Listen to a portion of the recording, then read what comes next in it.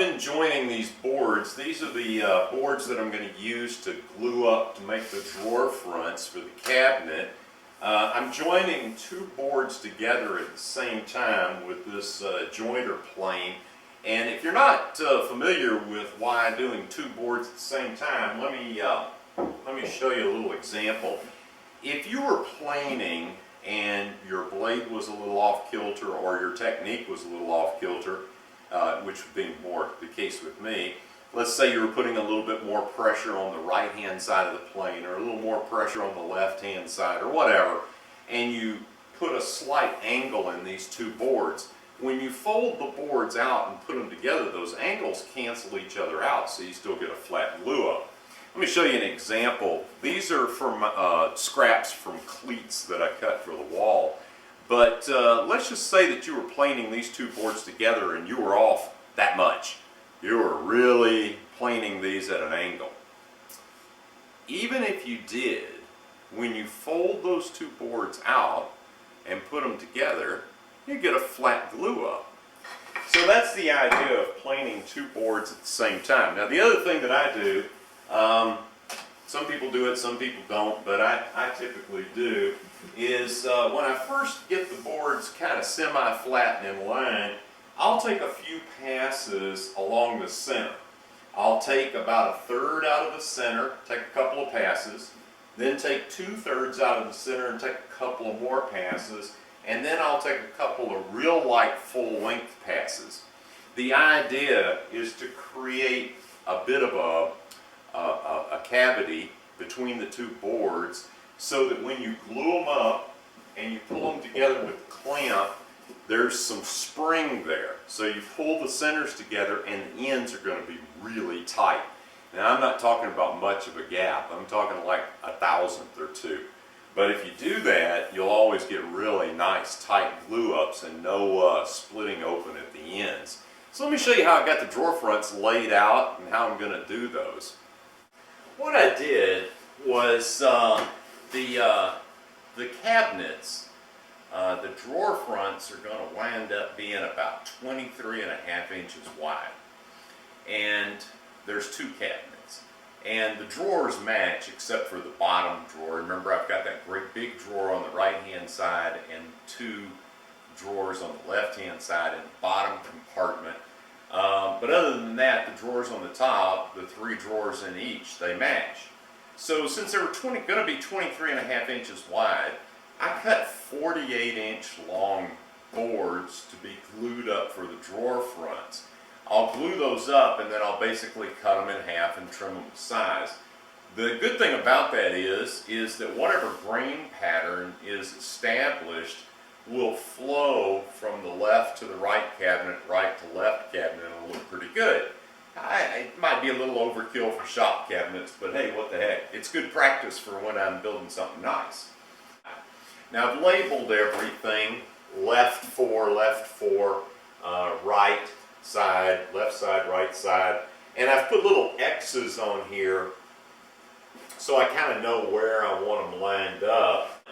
Again, these are shop cabinets. I'll be happy if they just stay flat and stay together. So let's glue up some drawer fronts.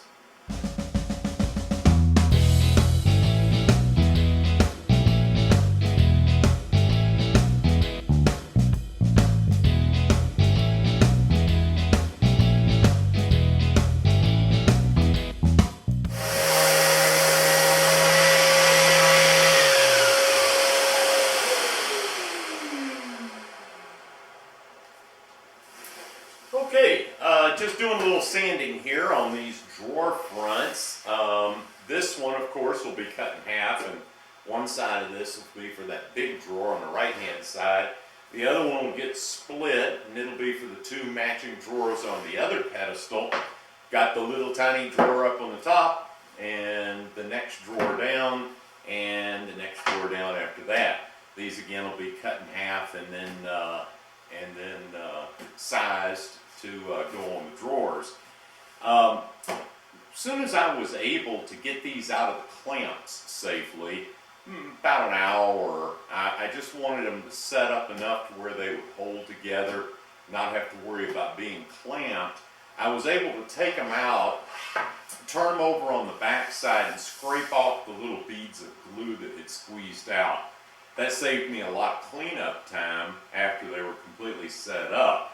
So after that was done, I let them cure overnight, and then I sanded them.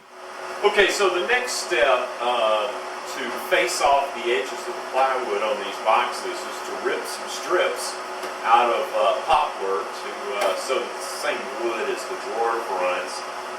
Sorry, the dust collection's running. What I did was I had some wide boards and I cut them roughly to length, a little oversized, and just to save time and to make sure I was getting a nice straight rip, I jointed one edge of all these boards on the joiner, so I've got a good straight edge. I've set up the first cut and I'm ready to go here.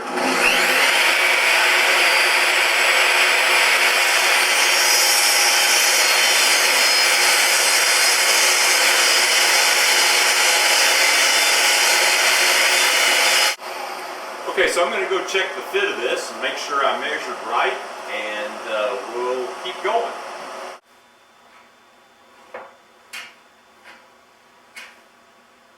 Just trimming off the ends of this, basically I ripped all these to size yesterday for the faces on the edges of these cabinets.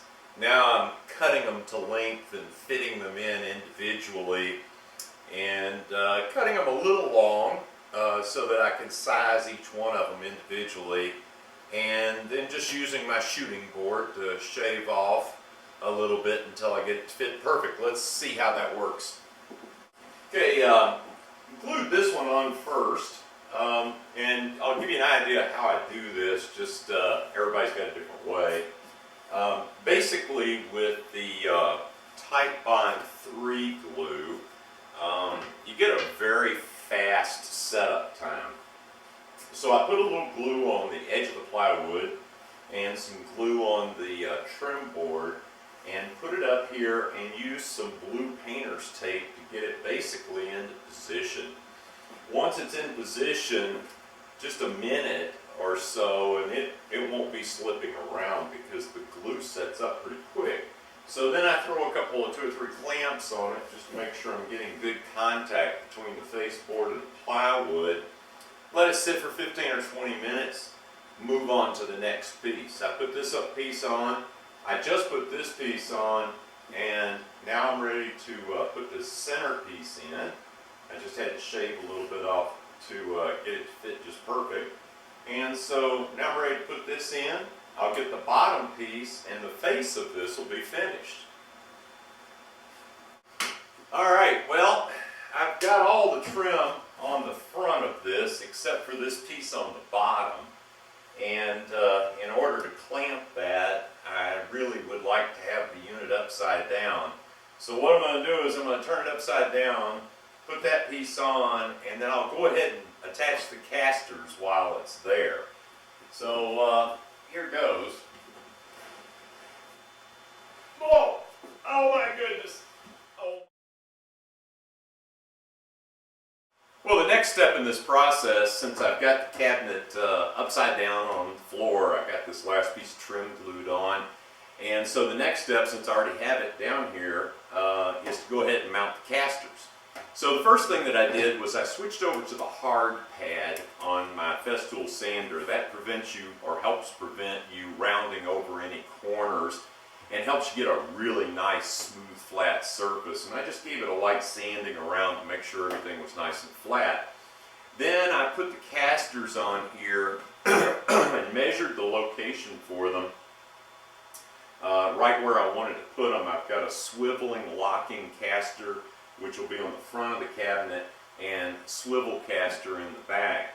Now you could use a Vicks bit or a self-centering drill bit to go in here, but turns out these holes in these casters are actually elongated, almost oval holes, so that really wouldn't work too good. So I just lined it up real carefully and marked the center points of those holes with a pencil, and I'll just drill them out. Now I'm going to use number 14 screws, 1.25 inches long.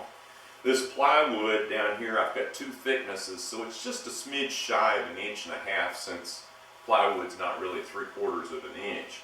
So a 9/64 inch bit is the correct pilot bit for a number 14 screw in softwood. So I've put a piece of tape on here. I'm going to drill these holes 7/8 of an inch deep, and I'm using a brad point bit, and make a little pilot hole and then drive the screws in and the casters will be mounted. Then I can turn the unit back over and get to work on the rest of it.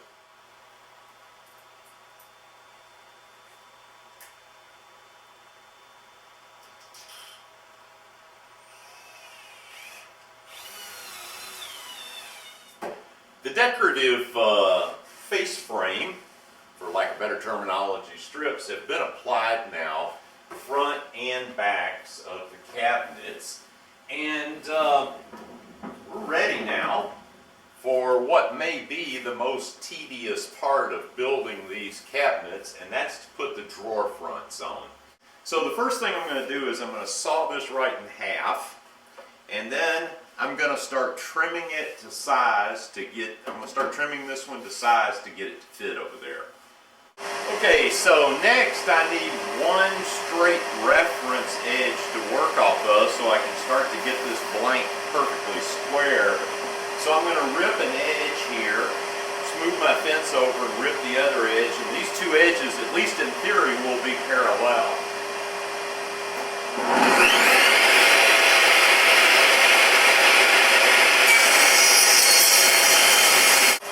So now I can come in and clean up this end over here where the boards were glued up and not quite even.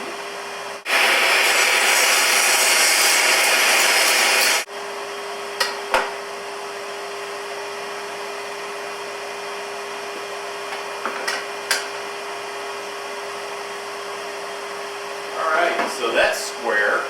Now we'll square up the other end. Now I've got a square blank, I can start sizing this for the drawer front. Okay, so I've got the first drawer front cut size, and I've just laid it on here and sort of evened it up. It's not absolutely perfect, but I want to get it centered as best I can. And then after the fronts are attached to the drawers, if there's any small misalignment or anything, I can correct that easy enough with a plane, with a hand plane on the edges. But that actually looks pretty good. So now I'm going to make another piece almost exactly like this out of the other half of that glued up panel. But I'm also going to split it down the middle for the two drawers in this other cabinet. Okay, got all the drawer fronts cut roughly to size and set in here in the cabinet. When I say roughly to size, it's because once they're finally attached, then I'll be able to use a hand plane and just trim everything a little bit to get a kind of a perfect reveal along the edges. So got the grain patterns laid out like I wanted them. I've got a couple of the drawer fronts labeled so I remember which direction they go in. And now we have to figure out how to attach them. And that always is the question. That's the dilemma, is how to attach a drawer front into here and onto the drawer carcass itself. Because if I try to pull the drawer out and attach it from the back side, the drawer front's likely to move. And there's a whole bunch of different ways to try to do this. But I'm going to try something a little bit different this time, and we'll see how it goes. All of woodworking is experimentation. Thanks for watching. See you in the next video.